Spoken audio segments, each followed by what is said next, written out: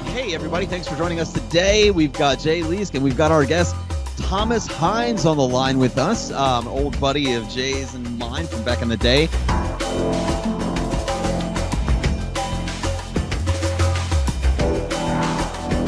Thomas, how you doing today?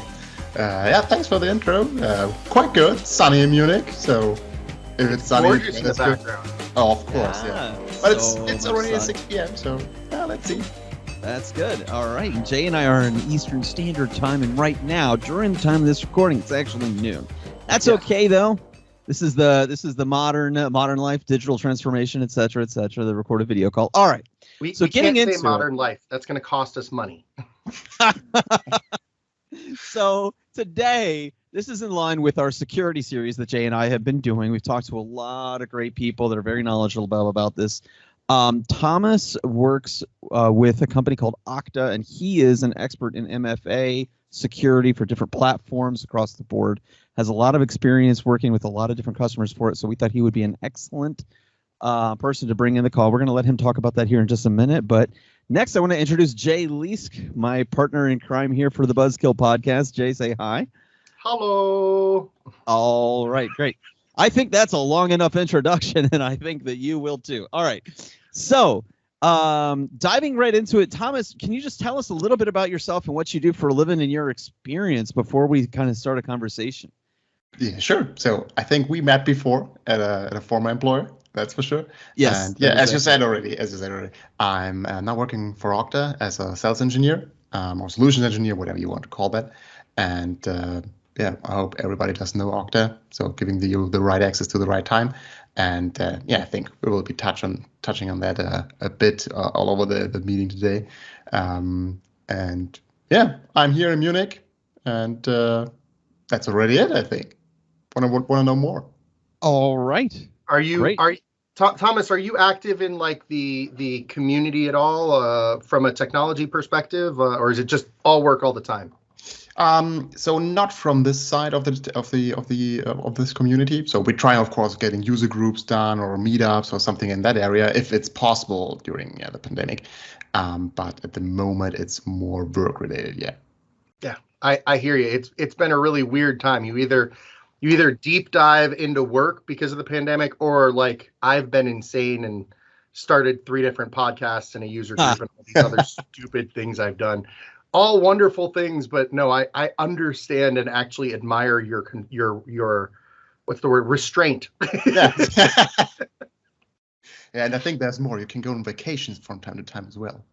Yes. Oh, yeah. He said the vacation word. I know. So tell us a little bit about Okta. You said everybody knows, but give us a little bit more detail around what Okta does and why it, almost qualifies you to have this conversation, right? Yeah. So if you don't know Okta, so Okta is all about identity, and basically we have two streams. So one is for customer identity, and the other one is for workforce. So you as an internal employee, and basically we want to make sure that you are accessing the right applications to the right time. And that should be secure, and it should be easy. So maybe some experience in the past where you're saying, oh, I have to remember now my password and username and some kind of factor and what was my phone number 3 years ago, and that should be easy. And basically we have 2 streams on that. And if we look, for example, to the developer direction, we of course want to make every developer it very easy to just use our SDK, build your iPhone app. You don't have to worry about doing all the authentication stuff. Where are your users stored? What is about the password and all that stuff? That's all done by Okta. And then on the other direction, if you look into workforce, for example, to give you a nice starting point into your day, you don't have to type your password like 20 times. Who doesn't know that? Just maybe only once or not at all. So I think we will touch on passwordless later. And yeah, there are many ways how we can do that. And I hope that helps a bit to understand what Okta is doing.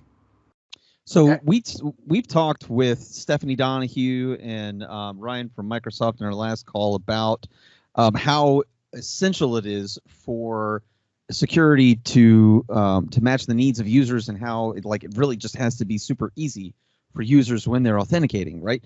So talk to us about what multi-factor authentication is specifically and how it overcomes the hurdles of like traditional security platforms and incorporates the cloud into especially transitions that have happened since COVID, right? Yeah. Wow, a lot of questions at once. Let's split it out a bit.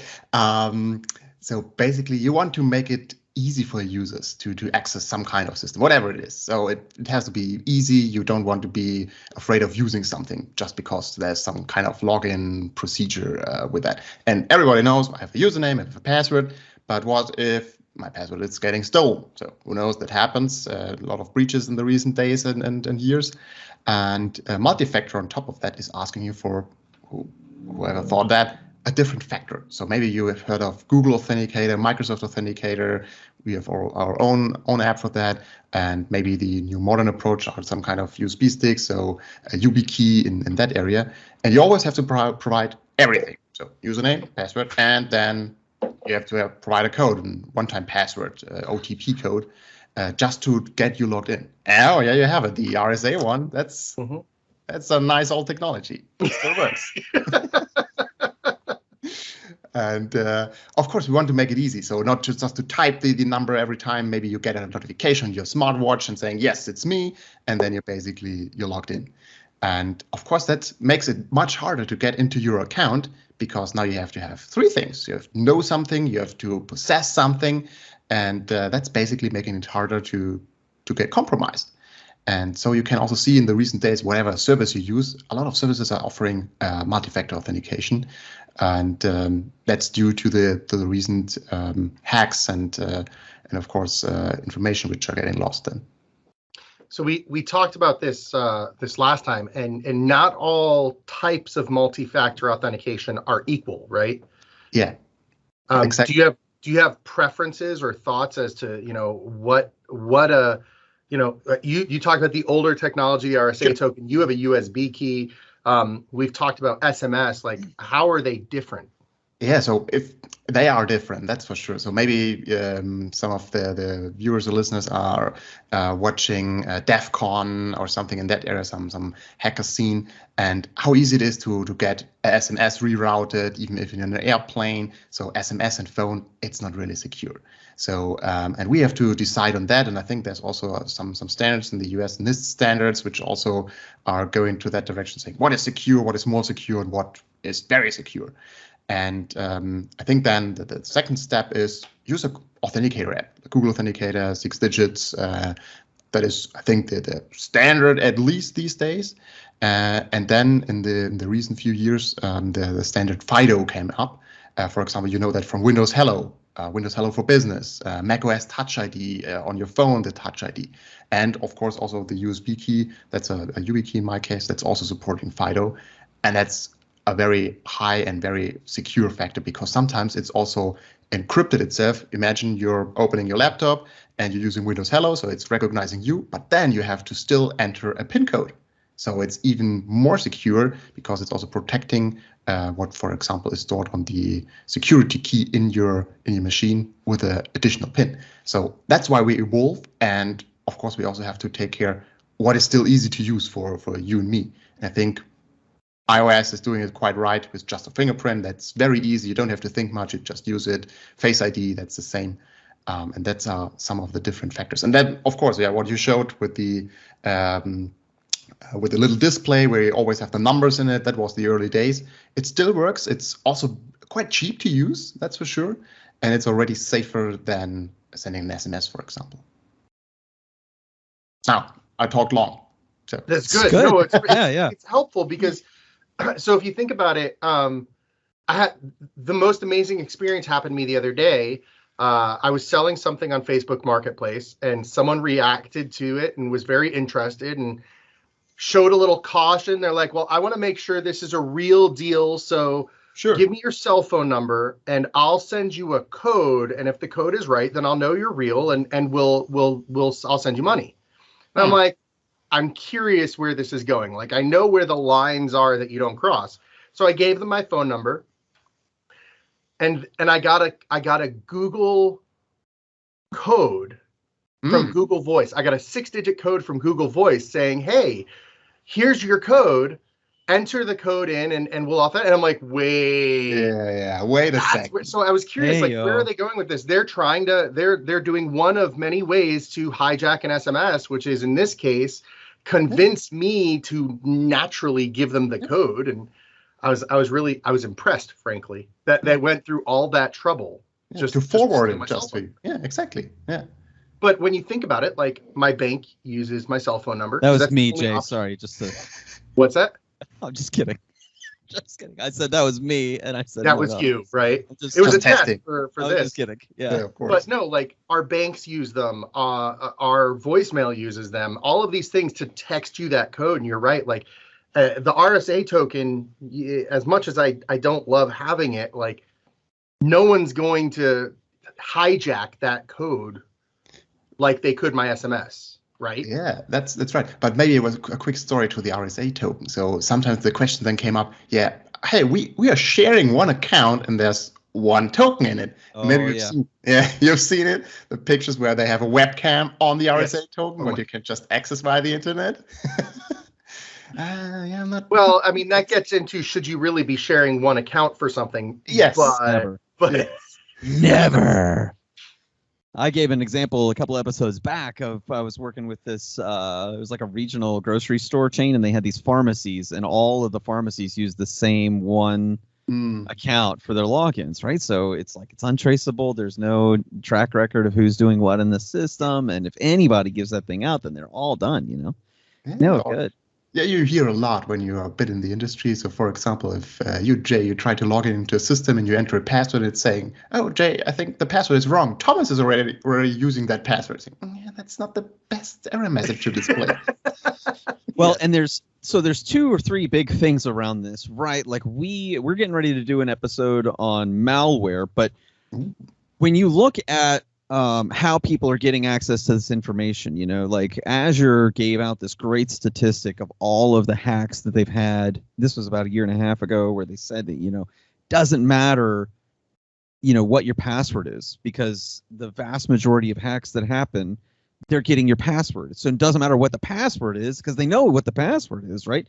There has to be something else in the way. And the same thing is true for like phishing scams, right? Where increasingly, and this I think is something that said people are still, I think people are a little bit wiser when it comes to email phishing, but people don't understand, man. There are whole companies that are set up of people that do nothing but they'll just research LinkedIn profiles of companies, and they'll call you sounding exactly like someone from IT, even knowing the relationships between those people and other people in the company, telling you that they're authorized to get certain pieces of information from you to make something happen, you know? Yeah.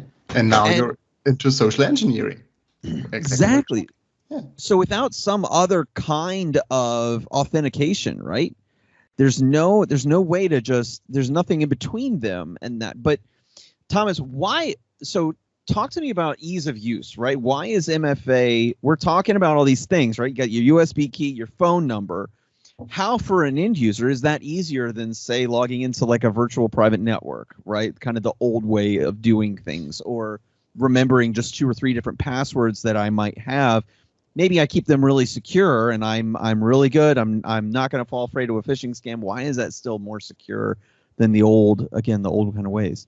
Yeah, so maybe you are keeping it secure, but maybe the other company is not keeping it secure, where you're entering the password. Maybe you only have 3 passwords. You're using that for email and whatever, eBay, Amazon, and the other one for other things. So if one password gets compromised, so there's also a guy out there, Troy Hunt, who's running Have I Been Pwned, where you can enter your email address and check, hey, is there something happened maybe before? Then if they have your password, they just, of course, try to log into your email account, to Facebook, to whatever you have. And then it really comes in, you have a second factor before it, so they won't be able to log in until, of course, you give them the second factor. And yeah, also coming back to the question, hey, what about the early days or the current days where saying, yeah, we just use a VPN and they are secure and the secure network and everything is fine. It's protected by my company admins and I don't have to worry. Yeah. What happens if someone just misuses the VPN? Someone got a certificate sent over. Maybe I checked it out on GitHub by accident, or the VPN is only accepting username and password, and there's no multi-factor at all.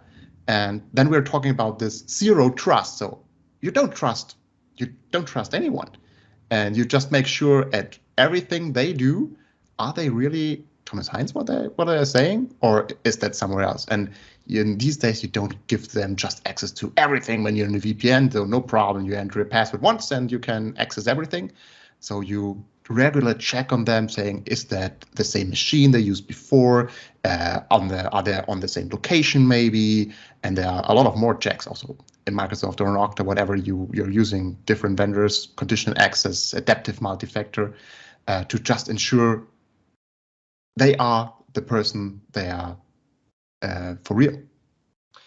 So you're talking about the ease of use, and earlier you mentioned a cadence of how often you're asking for this kind of thing. So what is normal? What is standard? Or how do you lower the number of times you require a check while still trusting that it is still that person?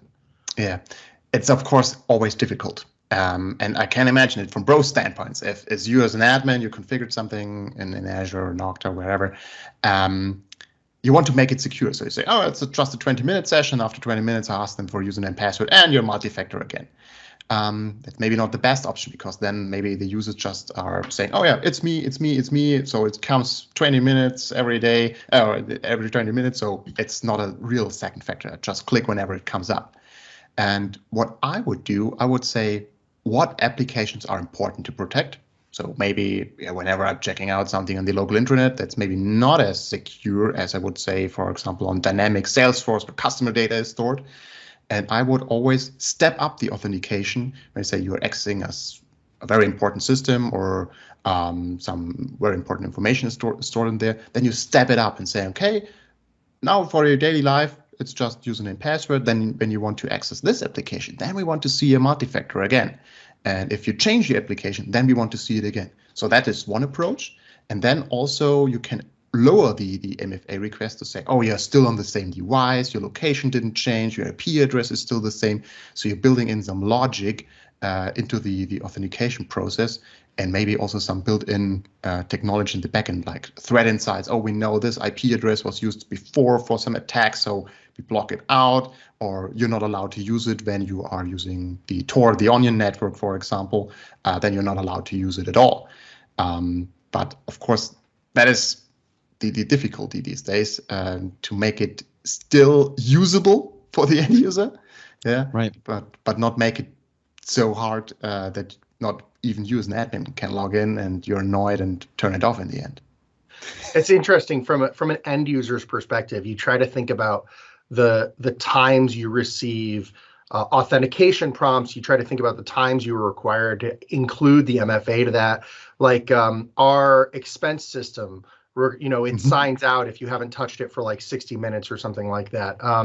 Whereas, Microsoft Teams, it's on the same machine, it's on the same IP, it's not going to check for you to authenticate on a regular basis. Maybe every couple of weeks I get that authentication reminder. Exactly. So it is interesting that the variance of when to do it. And so what you're saying matches the experience I have, which is there is no one definition for what to receive and when to receive it. I like that concept, that thought process of changing or analyzing the different threat vectors to determine, hey, do we need to add something at this point? And I mean, to put it down, to say it for you, like that's where an organization like Okta is going to come in, right? Like to help you figure that stuff out.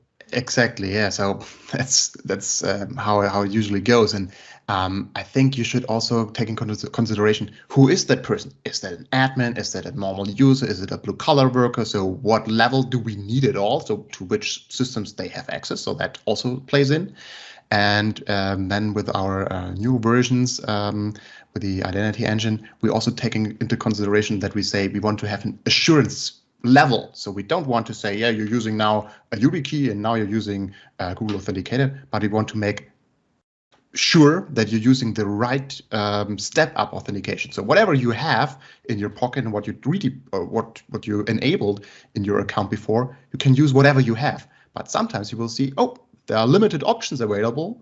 It has to be more secure now. So we want to have the assurance level basically set up so that you maybe there was some phishing happening, but now if you try to log into Salesforce again, then you're not required to give you an SMS factor, but you're required to use a YubiKey, for example.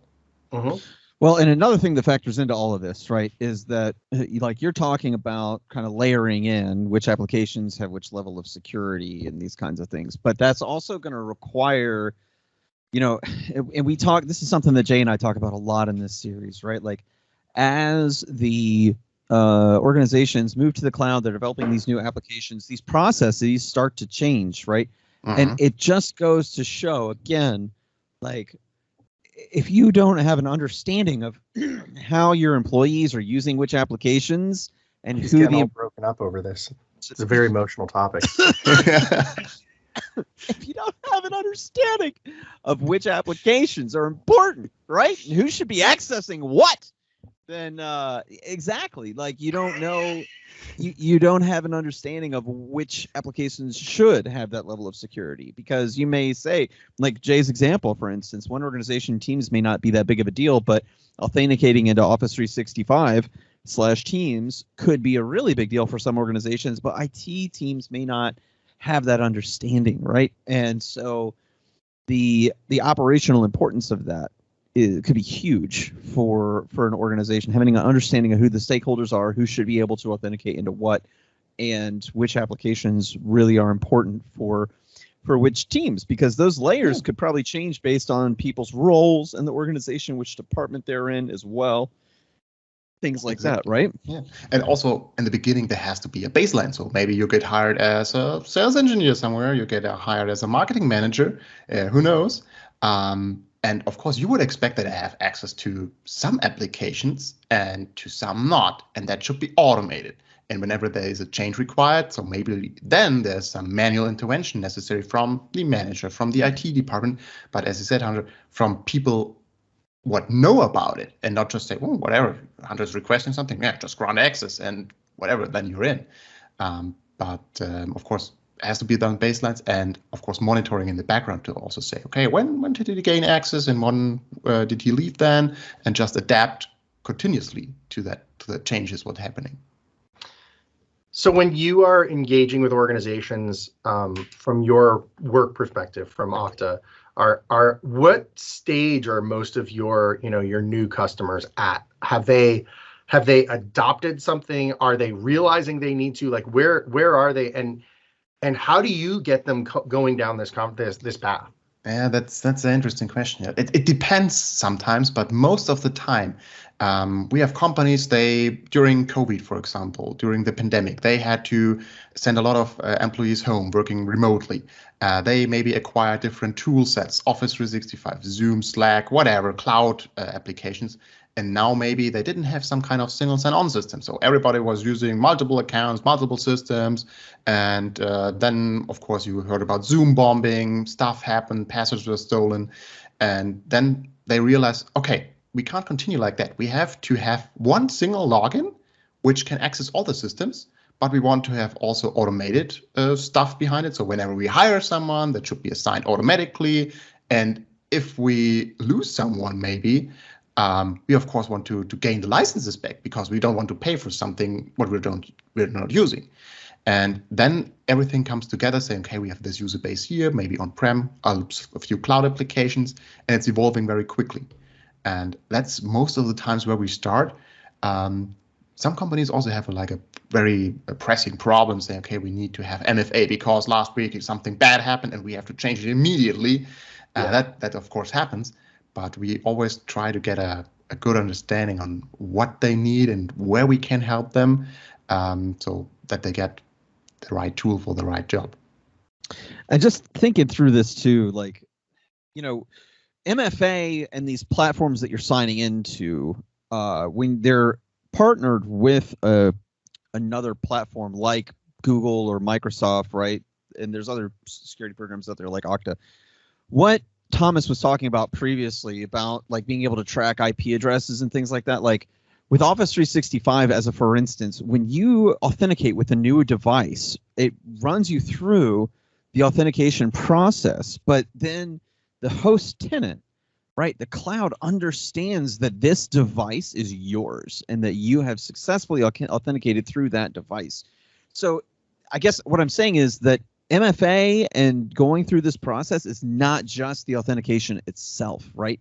It's like opening a big door, and as soon as you get in, the system knows, okay, you entered through that door, right? We know that door is okay. It may still even ask you to do it again every now and again, but it's not questioning the door itself. And other people, it's possible for hackers to imitate an IP address like that, but that starts getting to a level where, man, if you got people impersonating your IP address to try to trick an MFA system, you're starting to look at like North Korea and China and Russia kind of stuff almost level, right? It's like and it's not only the IP address, of course. That's not easy. There's something on your device, and it's a cookie, and there's a lot more stuff involved in that. But just to take it easy, it's there are ways where it can go wrong, but of course, user, it has to be easy. Yeah. There's nothing perfect, right? Yeah, of course. There's no such thing as a perfect security system, but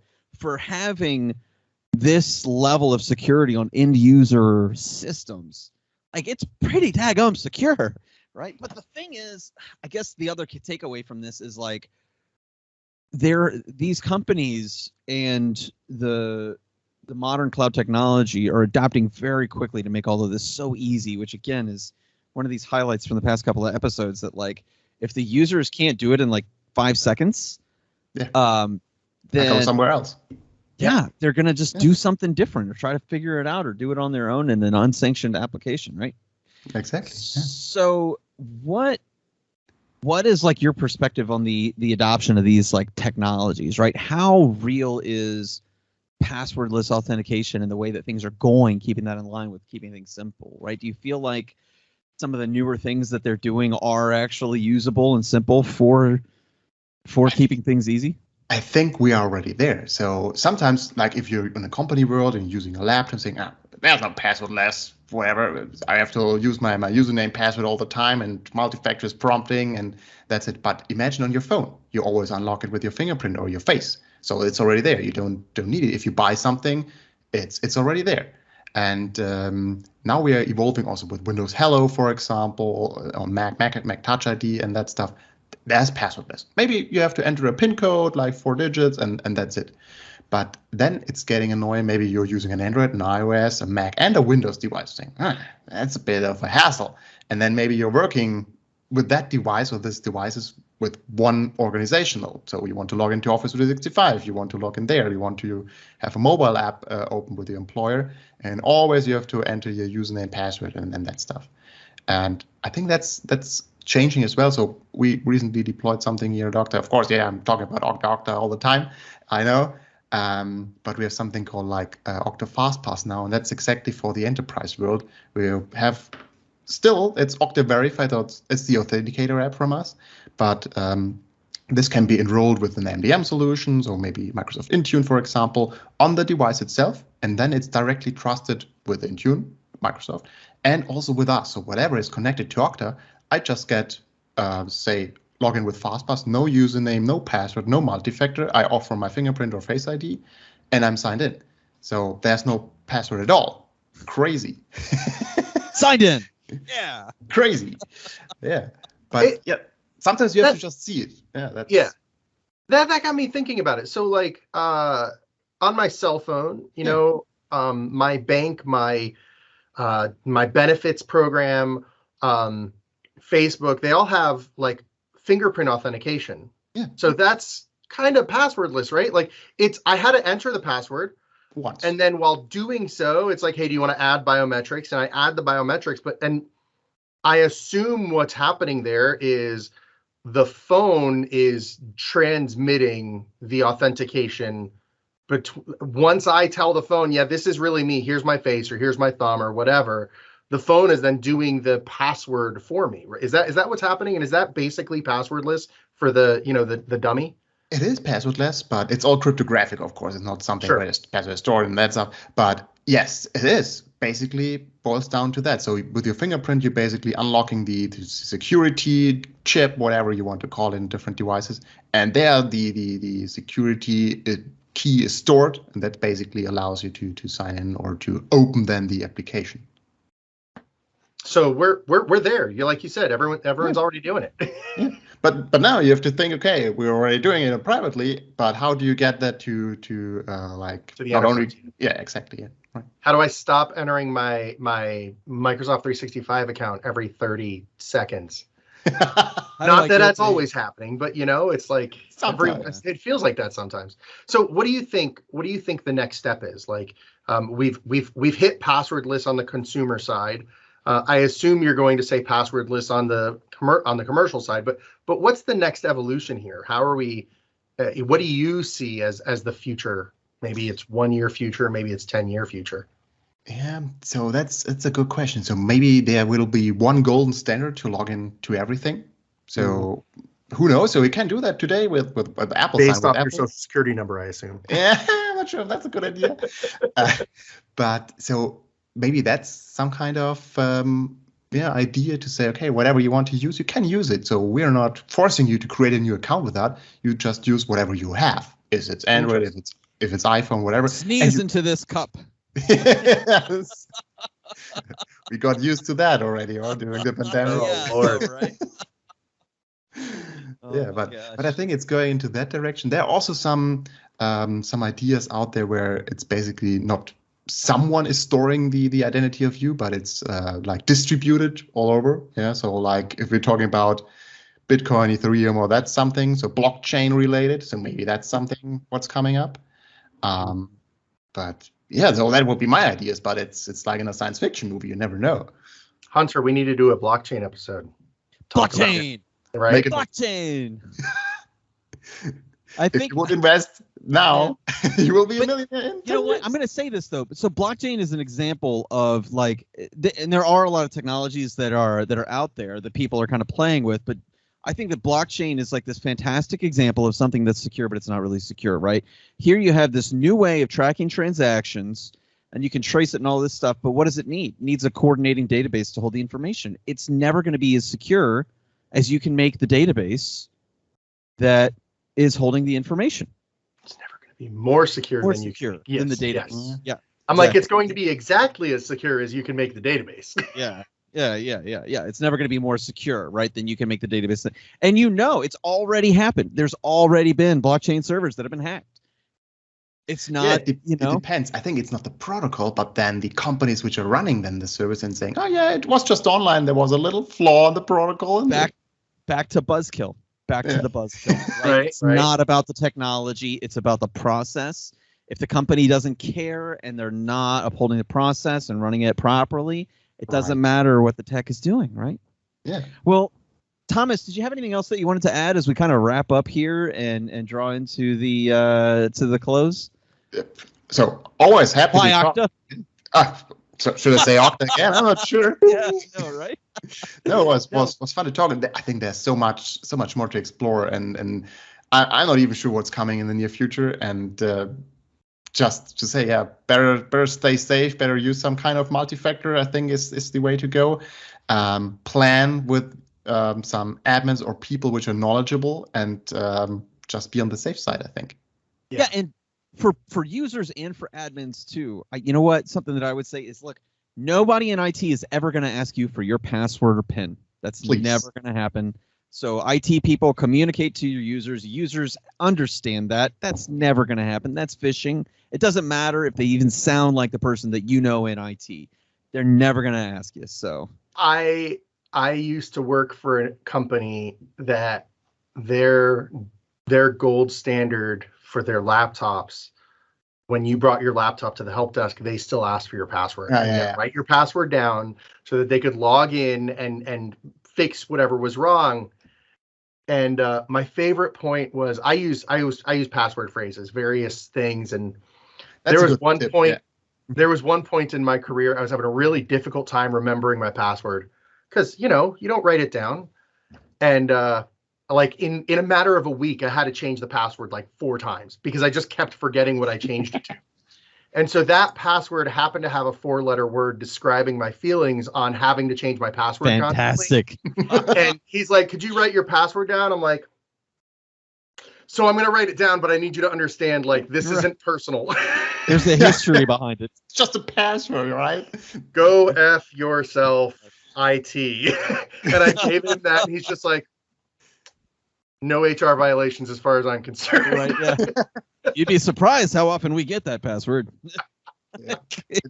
I think what's also safe to say, just pull in some experts if you're not sure, whatever there's out there, whatever technology you're using, just think twice maybe before doing it once, and that helps sometimes. Yes.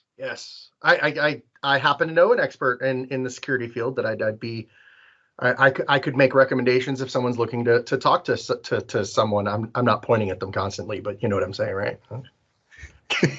That's great. Tomas, thank you. This was awesome. This was a lot of fun. I'm hoping that our listeners walk away understanding a little bit better why they're getting these prompts, why they use an RSA token or SMS or the Microsoft Authenticator or whatever, and why it seems almost random as to when they're getting the prompt. I appreciate that walkthrough of the variations of why that's going to happen and when that's going to happen. And I'm hoping some of our listeners take that away too. Sure.